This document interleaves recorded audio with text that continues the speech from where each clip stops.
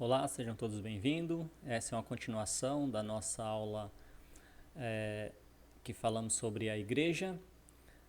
Nós vimos na aula anterior que Jesus é o dono da igreja, né? Ele é o dono da sua igreja, ele edificou, né, a sua igreja e ele é o cabeça da sua igreja.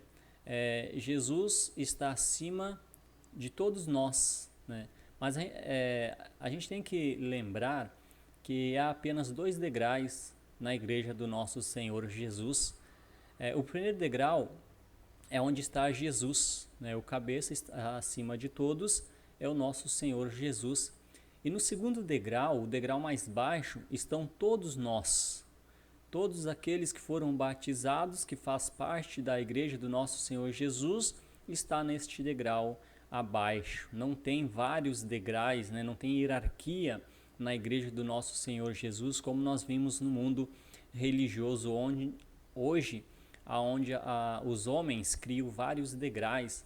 Então Jesus está no primeiro degrau, que é o cabeça, né, da igreja, e todos os outros estão no degrau de baixo, né, com funções diferentes, mas todos iguais para Deus. Deus, através da sua igreja, ele nos dá um grande presente, que é a salvação. E este presente está ao seu dispor. É só você pegar este presente para você. A graça de Deus foi comprada na cruz pelo nosso Senhor Jesus. Este presente está pago, né? Jesus pagou por ele na cruz. Alguns benefícios deste presente, né? A graça salvadora de Jesus. Efésios 2, 8 e 9 diz: pela graça sois salvos. É uma generosidade de Deus. Nós não somos merecedores, né? Se dependêssemos de nós, jamais nós teríamos esse privilégio da salvação. Efésios capítulo 2, versículo 9 diz que não é por obras, né? É Cristo que fez isso por nós, né? Em Atos 15, 11 diz que nós somos salvos pela graça do nosso Senhor Jesus. Jesus comprou na cruz, né, a salvação para nós. Em Romanos capítulo 5, versículos 6 ao 8 diz: de fato, no devido tempo, quando ainda éramos fracos, Cristo morreu pelos ímpios. Dificilmente haverá alguém que morra por um justo. Pelo bom, talvez alguém tenha coragem de morrer, mas Deus demonstra o seu amor por nós. Cristo morreu em nosso favor quando ainda éramos pecadores, né? Nós éramos inimigos de Deus e Cristo morreu por nós. Em 1 Pedro capítulo 2, versículo 24 diz: ele mesmo levou em seu corpo os nossos pecados sobre o madeiro, a fim de que morrêssemos para os pecados e vivêssemos para a justiça. Por suas feridas foram curados. Então, Cristo que fez tudo isso por nós, né? Nós não teríamos como pagar este presente. E o preço que Jesus pagou, não tem como nós calcular este preço, né? Foi um preço muito alto. 1 Pedro capítulo 1, versículo 18 e 19 diz: pois vocês sabem que não foi por meio de coisas perecíveis, como prata ou ouro, que vocês foram redimidos da sua maneira vazia de viver, que lhe foi transmitida por seus antepassados, mas pelo precioso sangue de Jesus, como de um cordeiro sem mancha e sem defeito. Em Apocalipse capítulo 1, 5 diz: e de Jesus Cristo, que é a testemunha fiel, o primogênito dentre os mortos, o soberano dos reis da terra, ele que nos ama e nos libertou dos nossos pecados por meio do seu sangue. Então, o preço pago pela nossa salvação, por este presente dado por Deus para nós, foi pago com o precioso sangue do nosso Senhor Jesus. Então, qual foi o propósito da morte de Jesus na cruz? Infelizmente, muitos acham que Cristo morreu para lhe dar poder, dons milagrosos, para efetuar curas e milagres. Mas o motivo da morte de Jesus na cruz foi para a nossa salvação, foi para perdoar os nossos pecados. Ele se ofereceu uma única vez em sacrifício pelo pecado de toda a humanidade. Mas o que nós devemos fazer para tomarmos este presente que Deus nos deu? O que eu devo fazer para ser acrescentado na igreja do Senhor Jesus? Agora nós sabemos o que é a igreja, sabemos que Cristo morreu por ela, que Ele que edificou, ela é sua, Ele é o cabeça. E o que nós devemos fazer então para ser acrescentados na igreja do nosso Senhor Jesus? Há alguns passos que nós devemos seguir até alcançarmos a salvação, este presente precioso de Deus. Em primeiro lugar, neste primeiro passo é a fé. Em segundo lugar, arrependimento. Em terceiro lugar, confessar Cristo. E em quarto lugar, ser batizado. Vamos ver a cada um deles, porque é muito importante para que nós passamos por este processo para ser acrescentado na igreja. Não há outro caminho a não ser por esses passos. Em primeiro lugar, devemos ter fé, devemos crer que Jesus é o Filho de Deus. Em Hebreus 11, 6 diz: sem fé é impossível agradar a Deus, pois quem dele se aproxima precisa crer que ele existe e que recompensa aqueles que o buscam. E em João 8, 24 diz: eu lhe disse que vocês morrerão em seus pecados, se vocês não crerem que eu sou, de fato morrerão em seus pecados. Em Atos 16, 31 diz: eles responderam: creiam no Senhor Jesus e será salvo você e os da sua casa. Creia no Senhor Jesus, tenha fé que Ele é o Filho de Deus, que Ele morreu pelos seus pecados, que Ele pagou pela sua salvação. Em Romanos 10, 9 e 10 diz: se vocês confessar com sua boca que Jesus é Senhor e crer em seu coração que Deus o ressuscitou dentre os mortos, será salvo. Pois com o coração se crê para a justiça e com a boca se confessa para a salvação. Primeiro passo, fé, crer que Cristo é o Filho de Deus. Em segundo lugar, arrependimento. Devemos nos arrepender.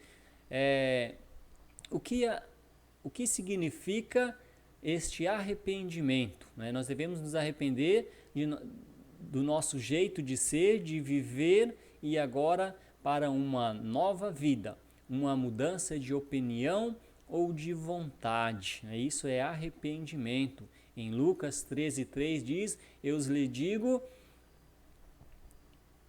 que não, mas se não se arrependerem, todos vocês também perecerão. No passado, Deus não levou em conta essa ignorância, mas agora ordena que todos, em todo lugar, se arrependam, como nós vimos em Atos capítulo 17, versículo 30.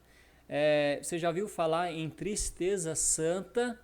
Nós devemos ter isso dentro de nós. Em 2 Coríntios 7, 10 diz: veja, o que esta tristeza, segundo Deus, produziu em você. Quer dedicação, quer desculpas, quer indignação, quer temor, quer saudade, quer preocupação, quer desejo de ver a justiça feita. Em tudo vocês se mostram inocentes a este respeito. Nós devemos ter essa tristeza dentro de nós, essa tristeza santa que nos faz bem, nos entristecer quando nós estamos fazendo as coisas erradas, né? E voltar a fazer aquilo que agrada a Deus. E isso tem que acontecer no momento em que nós nos arrependemos, né? Essa tristeza santa que faz com que nós nos arrependemos dos nossos erros. E o segundo passo, depois de eu crer que Cristo é o Filho de Deus, eu devo me arrepender para o mundo e agora viver para Deus. Em terceiro lugar, nós devemos confessar Cristo perante os homens. Em Romanos 10:10 diz: pois com o coração se crê para a justiça, mas com a boca se confessa para a salvação.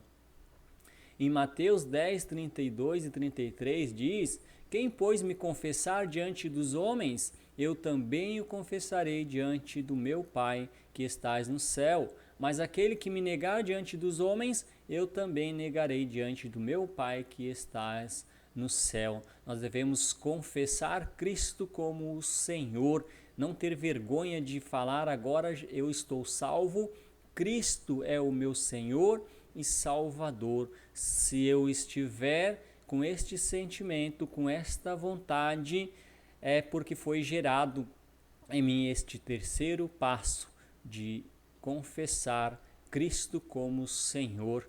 E partindo para o quarto passo, em Atos 8:35 ao 38, nós vemos a história que diz assim: então Filipe, começando com aquela passagem da Escritura, anunciou-lhe as boas novas de Jesus. Prosseguindo pela estrada, chegaram a um lugar onde havia água. O eunuco disse: olha, aqui há água. Que me impede de ser batizado? Disse Filipe: você pode, se crer de todo o coração. E eunuco respondeu: creio que Jesus Cristo é o Filho de Deus. Assim deu ordem para parar a carruagem. Então Filipe e eunuco desceram as águas e Filipe o batizou.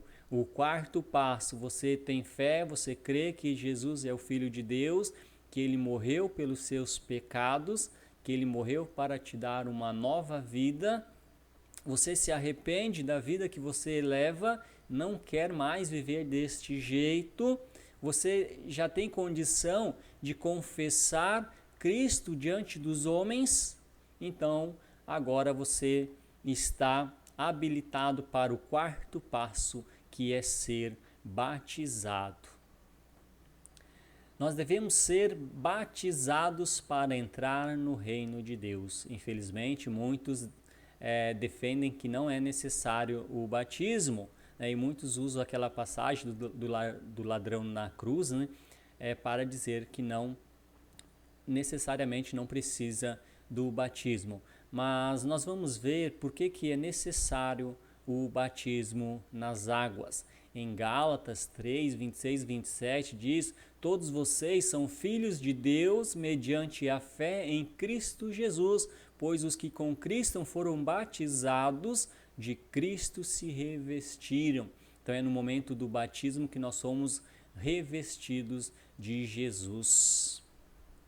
Em Marcos 16, 15 e 16 diz: e disse-lhes: vão pelo mundo todo e pregue o evangelho a todas as pessoas. Quem crer e for batizado será salvo, mas quem não crer será condenado. Em Atos capítulo 2, 38, quando está começando a igreja, onde nós temos a primeira pregação, estão todos os apóstolos ali reunidos no dia de Pentecostes. Pedro está pregando e ele fala para aquelas pessoas que aquele homem que eles tinham acabado de matar era o Messias prometido que viria para salvá-los. E as pessoas preocupadas perguntam a Pedro: o que nós devemos fazer agora? E Pedro, no versículo 38, ele responde: arrependam-se e cada um de vocês sejam batizados em nome de Jesus para o perdão dos seus pecados e receberão o dom do Espírito Santo. Em Atos capítulo 22, 16 diz: e agora, que está esperando? Levanta-se, seja batizado e lave os seus pecados, invocando o nome dele. é muito importante nós entendermos o que é o batismo, o porquê o batismo, o que ele representa. Então, qual é o propósito do batismo? Em primeiro lugar, para nos revestirmos de Jesus. Em segundo lugar, para ser salvo, para perdão de pecados, remissão dos nossos pecados e receber o Espírito Santo.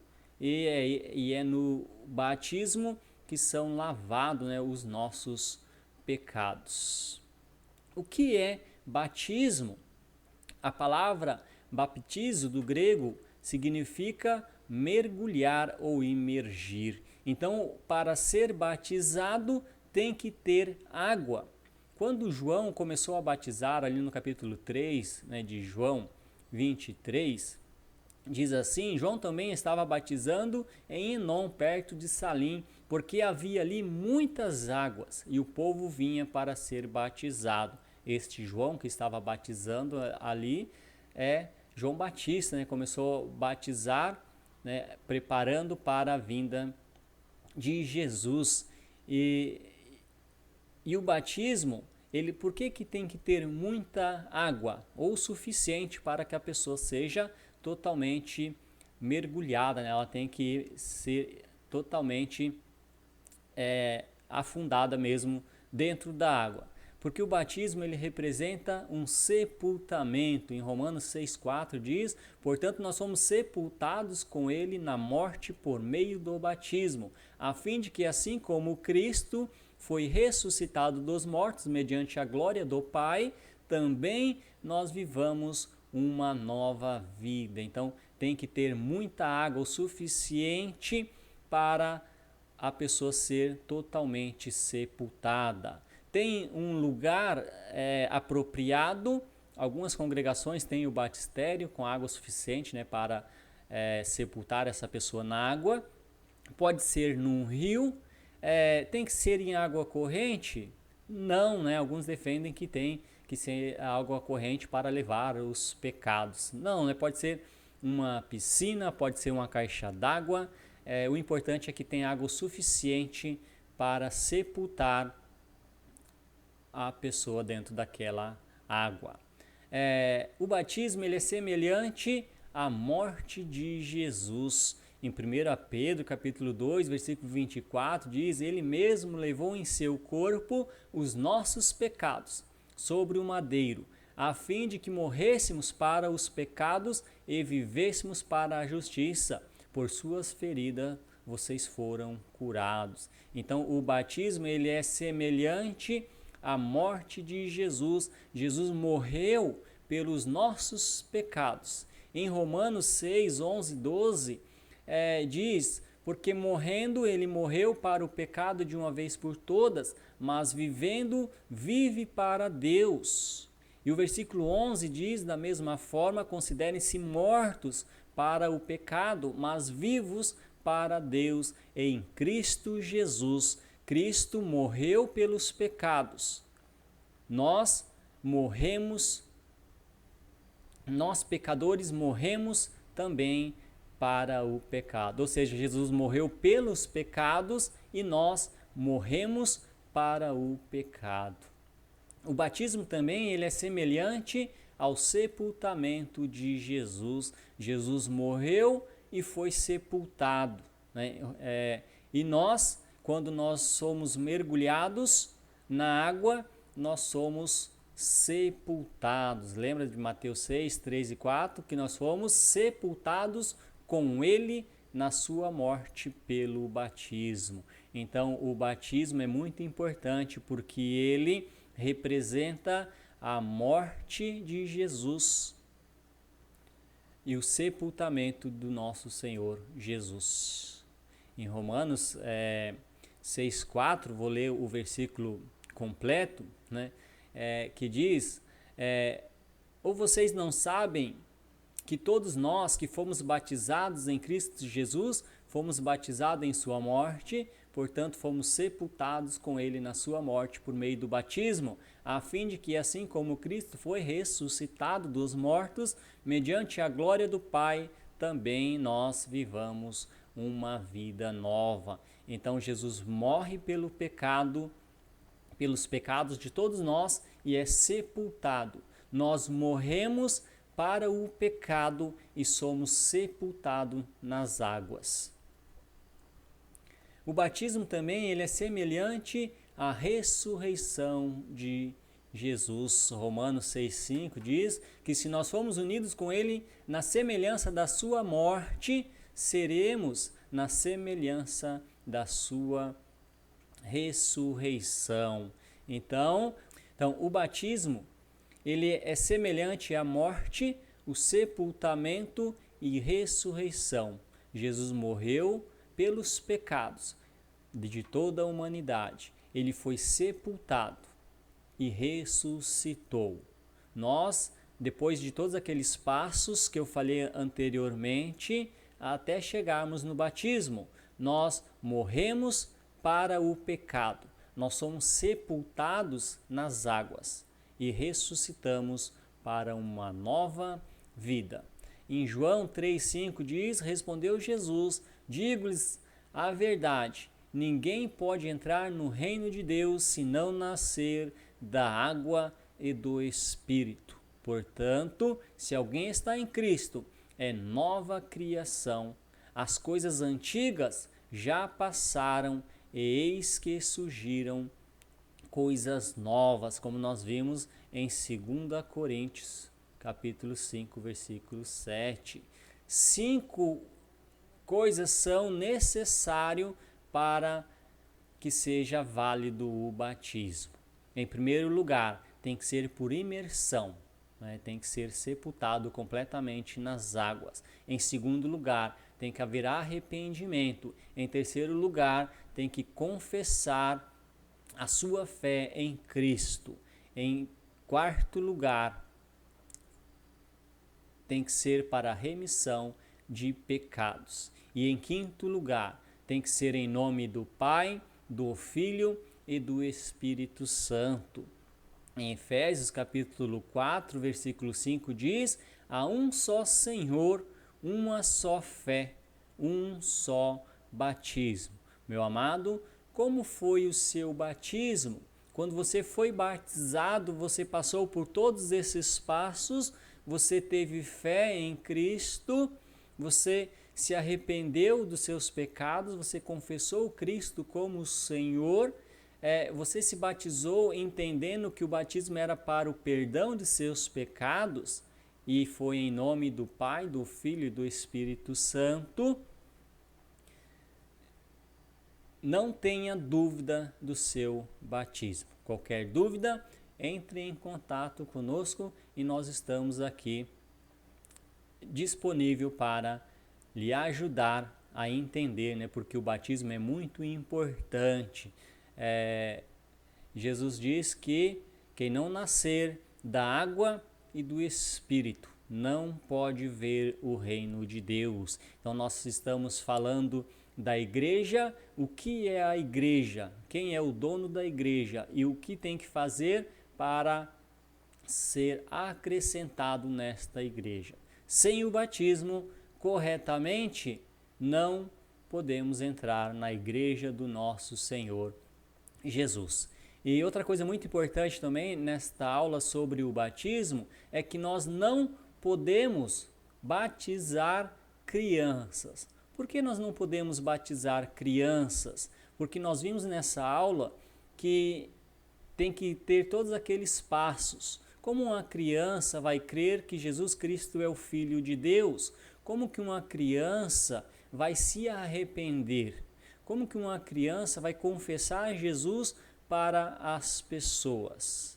Como que uma criança vai passar por este processo necessários para o batismo?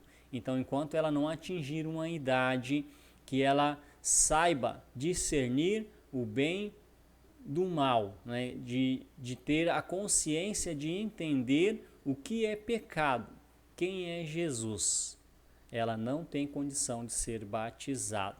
Então, o batismo de crianças, ele não é bíblico.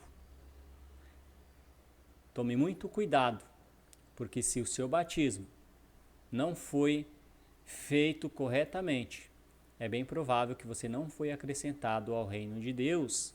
E eu acabei de ler em Efésios capítulo 4, versículo 5, que diz que há um só Senhor, uma só fé, um só batismo. Uma pessoa pode ser batizada novamente pela segunda vez.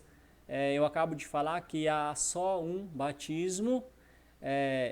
Eu já presenciei muitos casos de pessoas que, ao estudar a Bíblia, entenderam que quando ela foi batizada, ela não tinha consciência de tudo isso. Temos alguns relatos de pessoas que são batizadas por pressão, por necessidade, por medo de ir para o inferno, e acabaram, que indo às águas, foram ali mergulhadas, mas elas não entenderam, o que era o batismo. E após elas estudarem e entender, a necessidade do batismo e como que deve ser feito, essas pessoas tomaram a decisão não de batizar novamente, mas de batizar agora corretamente. Amém? Que Deus nos abençoe.